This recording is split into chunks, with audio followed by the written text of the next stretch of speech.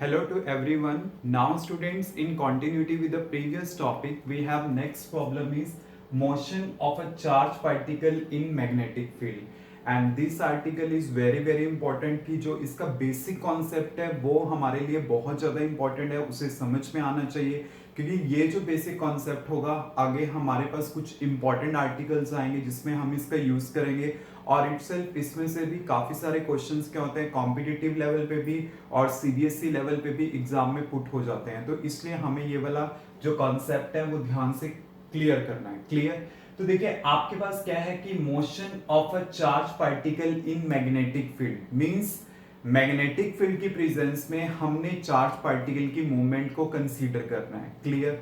तो देखिए इसके लिए ना हमें क्या चाहिए, यूनिफॉर्म मैग्नेटिक फील्ड में लेकर चलता हूं। यूनिफॉर्म मैग्नेटिक फील्ड का मतलब क्या है, आपको पता है कि अगर मैंने यूनिफॉर्म मैग्नेटिक फील्ड को रिप्रेजेंट करना है देन मैं उसको कैसे रिप्रेजेंट करता हूं, with the help of the parallel lines में रिप्रेजेंट करता हूं। यूनिफॉर्म मैग्नेटिक फील्ड का मतलब क्या है कि अगर आप इसमें कोई भी पॉइंट लोगे, हर एक पॉइंट के ऊपर मैग्नेटिक फील्ड का वैल्यू क्या रहेगा, सेम रहेगा। तो मैंने क्या किया, यहाँ पे मैग्नेटिक फील्ड ली है अलोंग एक्स एक्सिस। क्लियर? तो मैं यहाँ पे ड्रॉ कर लेता हूं कि ये मेरे पास क्या है, एक्स एक्सिस है, ये मेरे पास क्या है, वाई एक्सिस है, और मैंने एक्स एक्सिस के अलोंग क्या लिया है, मैग्नेटिक फील्ड को लिया। क्लियर? और अगर इसमें हम जेड एक्सिस को कंसीडर करें देन जेड एक्सिस आपके पास क्या होगी, वो इस टाइप से होगी। क्लियर? एक्स ये हो गया, वाई ये हो गया, और जेड एक्सिस आपके पास इस टाइप से होगी। अब देखिए मैंने क्या करना है, चार्ज पार्टिकल है उसको मूव कराना है in the presence of the magnetic field. एक ना कंडीशन होती है फॉर द फोर्स एक्टिंग की, जो मैं पहले भी वैसे क्लियर कर चुका हूं, जो मेरी पहले वाली वीडियोस हैं अगर आपने वो ध्यान से देखी होंगी तो उसमें मैंने एक कंडीशन क्लियर करी थी कि फोर्स एक्ट कराने के लिए एक कंडीशन मस्ट है कि दो मैग्नेटिक फील्ड आपके पास होनी चाहिए। जैसे आपको पता है कि आपके पास सपोज करो ये एक मैग्नेट है, ये एक मैग्नेट है, इसका ये नॉर्थ पोल है, ये साउथ पोल है। अगर आप एक दूसरे के नियर लेकर आते हो तो देन दोनों एक दूसरे क्या करते हैं, अट्रैक्ट करते हैं। अगर आपके पास क्या होता है, सिमिलर पोल होते हैं देन क्या होती है, रिपल्शन होती है।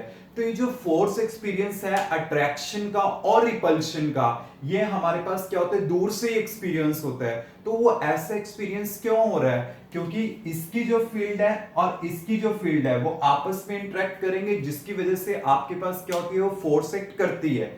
तो वही चीज है कि यहां पे मैंने एक चार्ज पार्टिकल लेना है और उस चार्ज पार्टिकल को मैंने समथिंग वेलोसिटी देनी है, वेलोसिटी दी और वो मूव करेगा। जब वो चार्ज पार्टिकल मूव करेगा तो इसका मतलब करंट फ्लो करेगा, और जब करंट फ्लो करेगा तो करंट फ्लो करने की वजह से क्या होता है, मैग्नेटिक फील्ड एसोसिएट होती है। और जब मैग्नेटिक फील्ड उसके साथ होगी एंड एक आपने अप्लाई करी है तो दोनों आपस में क्या करेंगी, इंटरेक्ट करेंगी, और जिसकी वजह से क्या एक्ट करेगी, फोर्स। मींस मैं ये कहना चाहता हूं एक चार्ज पार्टिकल मैंने लिया with the velocity v। Clear? जो इसके साथ एंगल कितना बना रहा है, थीटा बना रहा है। अगर आपने चार्ज पार्टिकल यहां पे लिया है जो with the velocity v move कर रहा है, making an angle theta with the x axis, तो आपको सिंपली सी एक चीज पता है, मूवमेंट है तो इसका मतलब क्या है कि करंट एसोसिएट होगा, और अगर करंट है तो मैग्नेटिक फील्ड होगी। तो एक मैग्नेटिक फील्ड इसके साथ है और एक आपने अप्लाई करी है, देन दोनों आपस में इंटरेक्ट करेंगी और जिसकी वजह से क्या एक्ट करेगी, फोर्स एक्ट करेगी। अब देखिए यहां पे मैं क्या कह रहा हूं कि ये इसके साथ एंगल थीटा बना रहा है, जिसके साथ ये एंगल थीटा बना रहा है वो कंपोनेंट आपके पास क्या होगा, v cos थीटा, और इसका परपेंडिकुलर कंपोनेंट क्या होगा, v sin थीटा। क्लियर? इसको मैं कंसीडर करके चल रहा हूं, this one is a v1 और इसको मैं कंसीडर करके चल रहा हूं v2। मींस मेरे पास जो v2 है वो क्या होगा, v sin थीटा, और जो v1 है वो क्या होगा मेरे पास, v cos थीटा। क्लियर? अब देखिए हमारे पास क्या है, चार्ज पार्टिकल की मूवमेंट है और इसके ऊपर फोर्स एक्ट कर रही होगी, और उस फोर्स का पर्टिकुलर डायरेक्शन कैसे होगा वो हमने जज करना है। क्लियर? अब देखिए फोर्स का डायरेक्शन आप कैसे जज कर सकते हो, ये आपने यहां पे पता करना है। अगर आपके ध्यान हो कि हमने बहुत पहले वाली वीडियो में ये डिस्कस किया था कि F जो होता है वो क्या होता है, Q V क्रॉस B होता है। क्लियर? मींस जो फोर्स का डायरेक्शन होगा वो v क्रॉस b के क्या होगा, v क्रॉस b के इक्वलेंट होगा। मींस जिस डायरेक्शन में आपके पास v क्रॉस b होगा वही आपके पास क्या होगा, f का डायरेक्शन होगा। और अगर आपने क्रॉस प्रोडक्ट का डायरेक्शन लेना होता है देन आप कैसे लेते हो, जैसे एक प्लेन में v लाई कर रहा है, b लाई कर रहा है, देन मैं v टू b मूव करूंगा, कर्लिंग ऑफ द फिंगर करूंगा, देन थंब क्या इंडिकेट करेगा, डायरेक्शन ऑफ फोर्स। तो हम यहाँ पे देख सकते हैं वेलोसिटी ऐसे है और b मेरे पास ऐसे है। अगर मैं v टू b आता हूं तो डायरेक्शन मेरे पास क्या होगी, मींस अलोंग z एक्सिस होगी, और वो कौन सी होगी, माइनस z एक्सिस होगी, मींस वो इनवर्ट जा रही है। तो मैं ये चीज कह सकता हूं यहाँ पे कि जो फोर्स है वो एक्ट कर रही है perpendicular to this X Y plane, means इस प्लेन के क्या है वो परपेंडिकुलर है। तो आप ये कह सकते हो कि अगर फोर्स मान लो इस तरह से अंदर की साइड एक्ट कर रही है तो ये वाली जो फोर्स है इसके साथ क्या हुई, परपेंडिकुलर हुई, मींस जो चार्ज पार्टिकल के ऊपर फोर्स एक्ट कर रही है वो इस वेलोसिटी कंपोनेंट के क्या हुई, परपेंडिकुलर हुई। तो मैं यहाँ पे ये चीज कह सकता हूं कि जो फोर्स एक्ट कर रही है वो वेलोसिटी के साथ क्या है, परपेंडिकुलर है। क्लियर।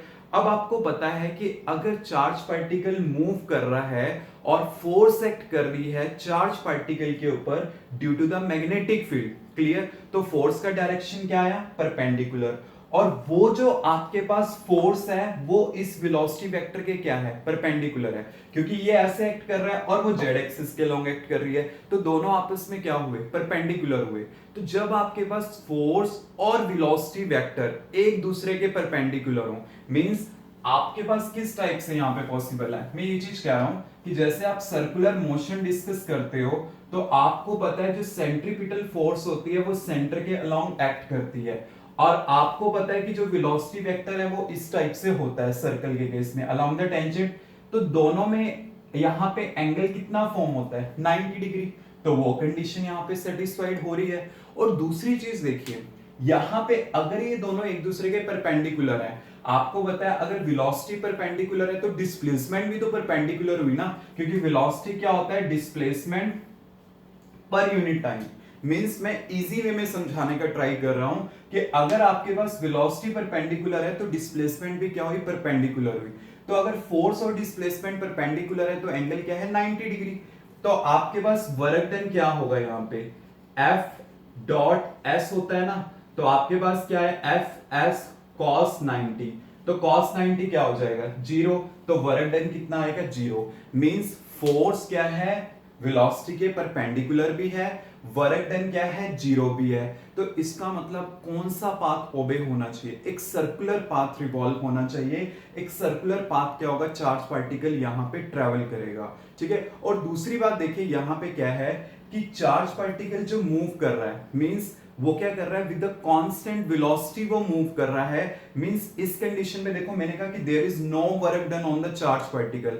अगर चार्ज पार्टिकल के ऊपर कोई वर्क डन नहीं हो रहा तो इसका मतलब क्या है, जितनी वेलोसिटी उसको दी थी वो उतनी ही वेलोसिटी के साथ वो मूव कर रहा है। अगर उतनी वेलोसिटी के साथ वो मूव कर रहा है तो इसका मतलब उसकी स्पीड क्या है, कांस्टेंट है। जस्ट क्या हो रही है, उसकी डायरेक्शन चेंज हो रही है। जस्ट लाइक जैसे मान लो अगर मैंने यही वाला परपेंडिकुलर कंपोनेंट लिया तो ऐसे एक्ट कर रहा है, यहां पे ऐसे एक्ट करेगा, ऐसे एक्ट करेगा, ऐसे एक्ट करेगा। तो आपके पास क्या है, इसका मैग्नीट्यूड तो क्या रहा, सेम ही, जस्ट डायरेक्शन क्या हो रही है, चेंज हो रही है। तो आपके पास ये सारी कंडीशन किसके लिए है, एक सर्कुलर पाथ के लिए है कि वर्क डन आपके पास जीरो आ रहा है, एफ और वी परपेंडिकुलर हैं, तो इसका मतलब ये आपके पास क्या होगा, एक सर्कुलर पाथ ट्रेवल करेगा। तो आपको पता है कि अगर वो सर्कुलर पार्ट ट्रेवल कर रहा है तो इसमें किस टाइप से हो जाएगा, लाइक दिस, कि ये सर्कल ट्रेवल किया, देन अगेन सर्कल, फिर अगेन सर्कल, फिर आपके पास क्या होगा, सर्कल ट्रेवल होगा। अगर आपके पास इस टाइप से सर्कल ट्रेवल हो रहा है तो इसका मतलब क्या हो गया, ये हेलिकल पार्ट ट्रेवल हो गया। तो इसका मतलब क्या है कि charge particle in the uniform magnetic field अगर आर्बिट्रेरी डायरेक्शन में ऐसे ही छोड़ दिया जाता है, विद सम वेलोसिटी दे दी जाती है, देन वो क्या करता है, हेलिकल पाथ को ट्रेवल करता है। क्लियर। अब देखिए मैं इससे थोड़ा मैथमेटिकल वे में डिस्कस करता हूं। ये तो था सिंपल इसका डिस्क्रिप्शन। अब देखिए आपके पास आता है इसका मैथमेटिकल डिस्क्रिप्शन। आपको पता है अगर ये सर्कुलर पार्ट ट्रेवल कर रहा है तो उसके लिए कौन सी फोर्स लगेगी, सेंट्रीपिटल फोर्स लगेगी। अब सेंट्रीपिटल फोर्स पता है कि अपने आप एग्जिस्ट नहीं करती, कोई ना कोई फोर्स होती है जो उसे एग्जिस्ट कराती है। कि अगर आपने 11th स्टैंडर्ड में पढ़ा हो कि एक पॉजिटिवली चार्ज न्यूक्लियस है और इलेक्ट्रॉन क्या कर रहा है, उसके अराउंड रिवॉल्व कर रहा है। तो अगर वो रिवॉल्व कर रहा है तो कौन सी फोर्स एक्ट करेगी, सेंट्रीपिटल फोर्स एक्ट करेगी। बट सेंट्रीपिटल फोर्स अपने आप तो एग्जिस्ट नहीं करती, कोई ना कोई फोर्स उसे एग्जिस्ट कराती है। तो इस केस में वो कौन सी फोर्स होगी हमारे पास, यहाँ पे कौन सी फोर्स होगी, इलेक्ट्रोस्टैटिक फोर्स होगी, इलेक्ट्रिक फोर्स होगी। ऐसी यहाँ पे कौन सी फोर्स प्रोवाइड करेगी, मैग्नेटिक फोर्स प्रोवाइड करेगी। तो यहाँ पे हमारे पास जो सेंट्रीपिटल फोर्स है F equal to M V two square by R, क्योंकि मैंने ये वेलोसिटी कंपोनेंट लिया। आप इसको v sin थीटा में मत कन्वर्ट करें, इसी टाइप से लिखें। तो F क्या होता है, Q V B sine theta, velocity क्या है ये b sin थीटा, ये चीज होती है। अब v2 और b, v2 ऐसे है b ऐसे है, तो दोनों में एंगल कितना है 90, तो sin 90 कितना हो जाएगा 1। तो यहां पे क्या आ गया q v2 b। अब मैं दोनों को इक्वेट कर दूंगा, m v2 square by r equal to q v2 b। तो यहां पे v2 से v2 कैंसिल आउट, तो यहां से मेरे पास v2 का वैल्यू कितना आ जाएगा q b r by m। Clear. अब देखिए कि अगर ये सर्कल में रिवॉल्व कर रहा है तो इसका एक पर्टिकुलर टाइम पीरियड होगा, and we have to find out कि वो टाइम पीरियड होगा कितना। आपको जैसे पता है ना, वेलोसिटी इक्वल टू क्या होता है, डिस्प्लेसमेंट पर यूनिट टाइम। तो टाइम क्या होगा, डिस्प्लेसमेंट पर यूनिट वेलोसिटी। तो पूरा टाइम पीरियड क्या होगा, डिस्प्लेसमेंट पर यूनिट वेलोसिटी। तो एक सर्कल में कितना होगा 2 पाई r, और वेलोसिटी कितनी है v2। क्लियर।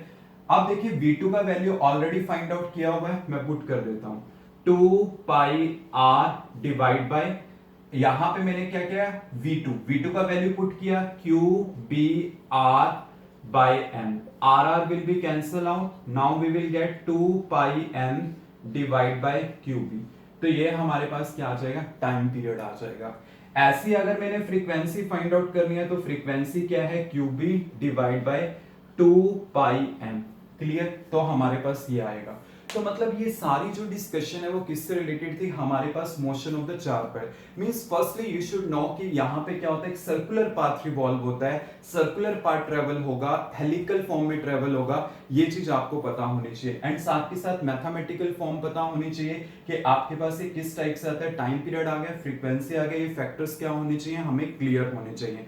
बाकी इसके जैसे केसेस बचते हैं, कुछ स्पेशल केसेस हैं, वो जो स्पेशल केसेस हैं जब मैं लॉरेंज फोर्स जो नेक्स्ट आर्टिकल है वो डिस्कस करूंगा, देन उसमें क्या होंगे वो स्पेशल केसेस आ जाएंगे, और उसमें क्या होगी हमें ये जो अरेंजमेंट है किस तरह से है, किस तरह से इसको एक्सप्लेन करना है वो ज्यादा क्लियर होगा, तो वो मैं उसमें एक्सप्लेन करूंगा। अभी जस्ट ये कि हाँ कि किस टाइप से मोशन पॉसिबल होता है, we have to consider it. और मोशन क्यों होता है, just because of the two magnetic field. Clear, any doubt?